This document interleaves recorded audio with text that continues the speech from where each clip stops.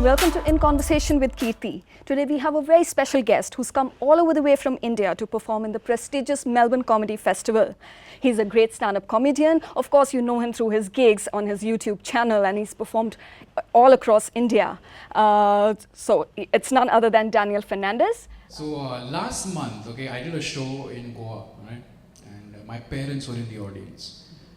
And that was, that was the first time they ever watched me perform, so it was a big deal, okay? And the show went well, obviously. And after the show, my mom sent me a message. She was like, it was a very good show, we had a great time, and I'm really proud of you because you didn't use any F words. And I replied back and I said, Mom, I would never say feminism on stage. Now, before somebody gets offended and writes a blog, let me just say this, okay? And I feel the need to say this because there are a lot of idiots around. Not you guys. I mean, I like you guys. I love you guys. You guys are amazing. Even you, Zaki. Like, you guys are great. But there are a lot of idiots outside who are going to watch this later. And they are crazy. Huh? They don't understand sarcasm, they don't understand irony, and they definitely do not understand what really happened in JNU.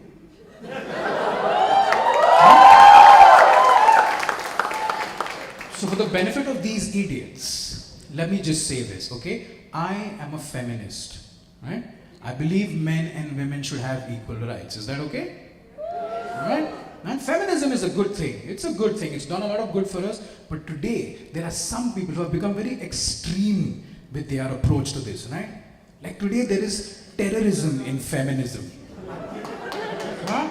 People are scared to even say the word, right? And we all know someone like this. We all know one idiot like this, right? Like they're very aggressive. Huh? They believe women are superior, men are the enemy. And they cannot stand phallic-shaped objects. Like, no wonder people assume that their driving is terrible. Because every time they have to change gears, they get angry.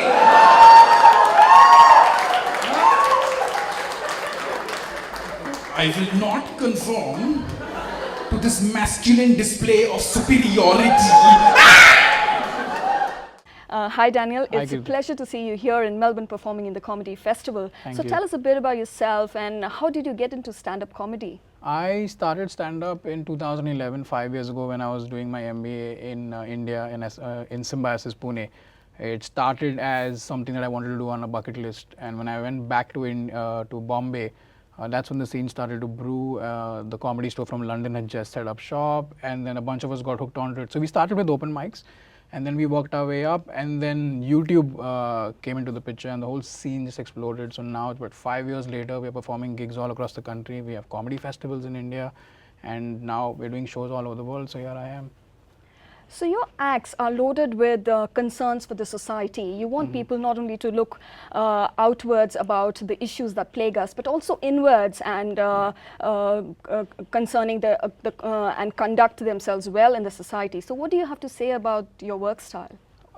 So if what you're referring to is my YouTube channel, which has a lot of serious issues that I've taken up through comedy. So what I wanted to do primarily when I started the channel was to talk about things that other comedians weren't talking about, things that were in the news, things that are very real, and that things that could influence conversation in some way, because today India is a very young country. We have a large percentage of the population is online right now. They're talking to each other. So what better way to to engage that conversation? I would like to clarify that I'm not a social activist per se. I don't take up any of these issues personally. It's more of the role I'm playing is more of a social commentator, where I just kind of help put certain things into perspective, and and then if that conversation leads somewhere, well and good, because right now what's happening around the world, not just in India, comedy has become a big influencer of public debate.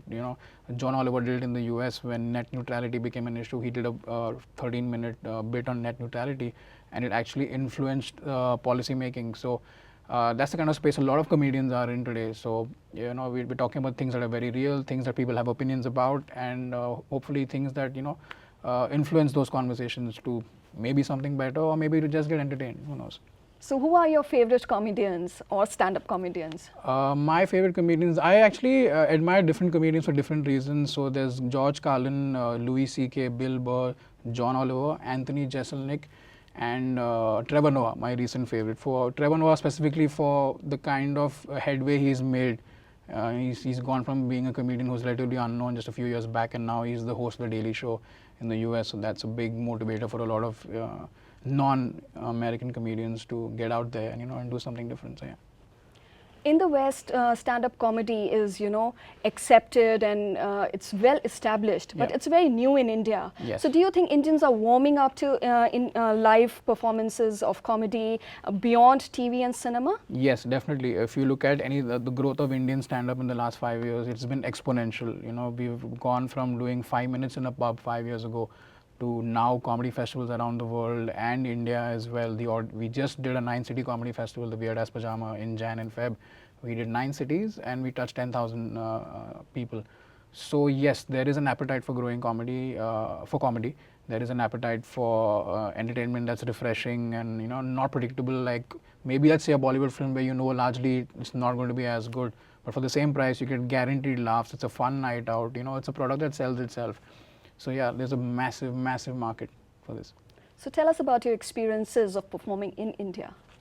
It's been fun. Indian audiences are some of the best audiences in the world. Having performed in many countries right now, I'd say Indian audiences are the loudest. They cheer a lot for your shows. They're very supporting. They like to give you all the love and energy that they have. So by far one of the best audiences. They're very, very up to date.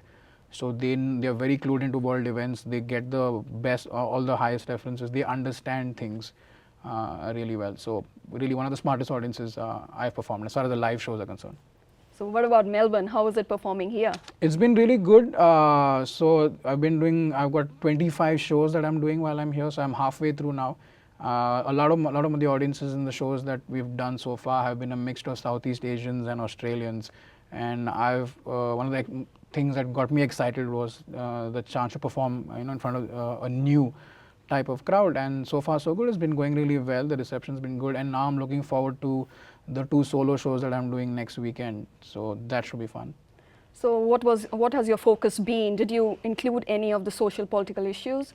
Yes, in my set over here at the Melbourne Comedy Festival, it starts with an introduction about just me being a comedian from India and what's happening back home. Also a few jokes about experiencing Melbourne for the first time, and then I get into a few I talk about Syria and the American gun control, and there's a bunch of things that I'm talking about. So it's a healthy mix of observational and political and dark humor. So yeah, it's a fun 20 minutes, and then I'm taking that 20 minutes and turning it into 60 minutes next weekend. So, can you tell us about the solo shows that you're doing?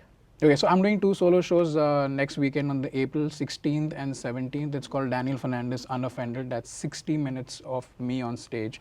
So if you're somebody who likes dark humor, political humor, if you want to know what's going on back home in India, you should definitely come check this out. Ticket information is on comedyfestival.com.au. That's where you'll get all the information you need. And if you're not doing anything, you should come on down. This is the first time you're seeing an Indian comedian at the Melbourne Comedy Festival doing a solo show. So make sure you get your friends, at least 5 of them, and come on down. I promise you'll have a great time. Wow, that's great. Thank you so much, Daniel, for coming to our show. My It was a pleasure. pleasure speaking to you, and we wish you all the very best. Thank you so much for having me. Thank you.